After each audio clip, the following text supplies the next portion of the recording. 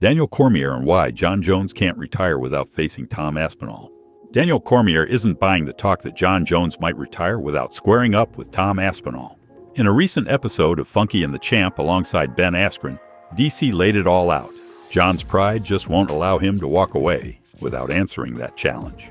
DC explained that the idea of fans thinking Jones dodged Aspinal would weigh on him more than any injury or setback ever could. He said Jon is far more concerned with legacy and public perception than simply avoiding a tough opponent. Even if Tom presents serious problems, Cormier believes Jon will accept the fight because proving he's the best means everything to him. He even went as far as saying Jones could potentially dominate Aspinal. So in DC's eyes, it makes perfect sense to shut down the critics inside the cage. Moving up next, we have Dricus Duplessis on preparing for Khamzat Chimaev. Dricus Duplessis just gave us a raw glimpse into the grind he's living ahead of his bout with Khamzat Chimaev at UFC 319, and the man's intensity is unreal. DDP doesn't believe in downtime.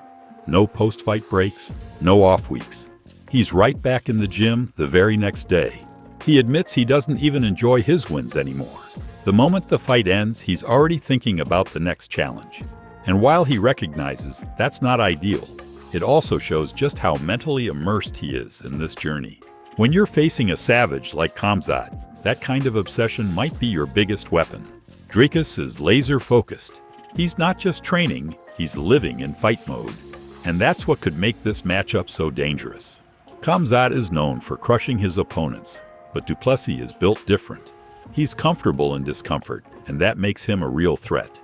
This is Khamzat's defining moment. All that hype and talk. This is where he either proves he's championship material or fades under pressure. Before we move further, don't forget to smash that subscribe button so you don't miss out on any of the biggest stories happening across MMA. Let's get into it. You get these guys, a lot of guys do this. So they'll fight, they'll take off for a month. And sometimes even longer. I can't do that. Like taking off for a month, I will forget how to do what I do. And what am I going to do for that whole month? So it's less intense. I'll take off however long I need. Sometimes, mostly, I'll fight this Saturday, Sunday. Next day, I'll at least go for a run. If the next day, I mean, subject to injury, of course. Yeah. If you're not injured, because if you do this your whole life, I've been fighting professional now since I was 19 years old. It's the only job I've ever had. So what else am I going to do? It's what I know. It makes me feel good to train. Especially after a fight, you immediately start thinking about what you could have done better, the things you can improve on, and then you want to start working. But it's very important to take that break. Once you get that obsessed, you start, and you just want to go, you start not appreciating the wins as much. And I find that being more devastating than anything, because then you're just thinking about what's next. Moving up next, we have Ariel Helwani. Opens up about the featherweight title mess and Movsar Evloev. Ariel Helwani has finally addressed the chaos going on in the featherweight division, and it's clear things are a mess right now. Most fans agree Movsar Evloev should be the next in line. The guy's undefeated, has beaten legit contenders, and keeps showing he's one of the best.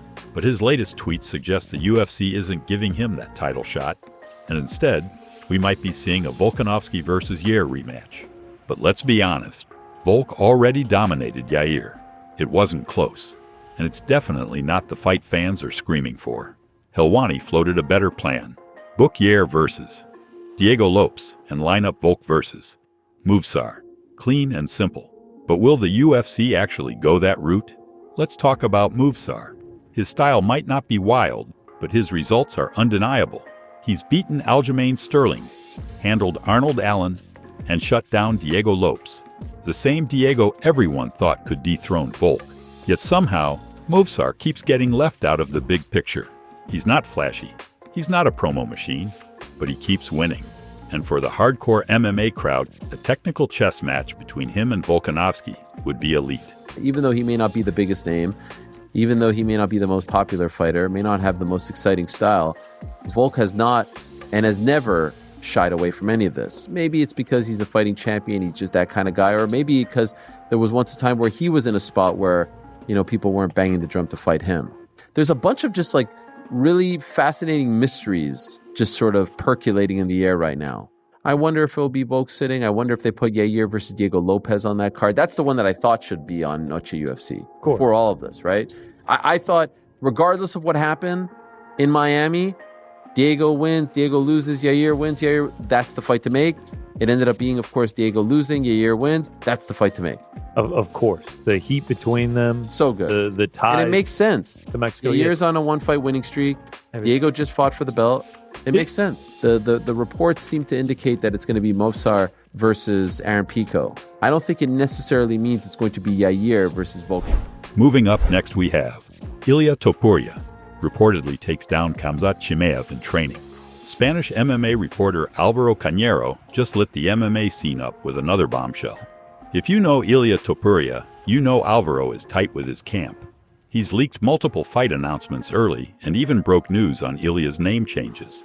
The guy's track record is solid, and now he claims Ilia took down Khamzat Chimaev during a sparring session. Ilia Topuria, and this is a fact, I have proof, took down Khamzat Chimaev during sparring. That statement exploded across social media. Big John McCarthy and Josh Thompson spent 30 minutes talking about it on their podcast. Some fans went crazy, acting like Ilia just dominated Khamzat in a real fight.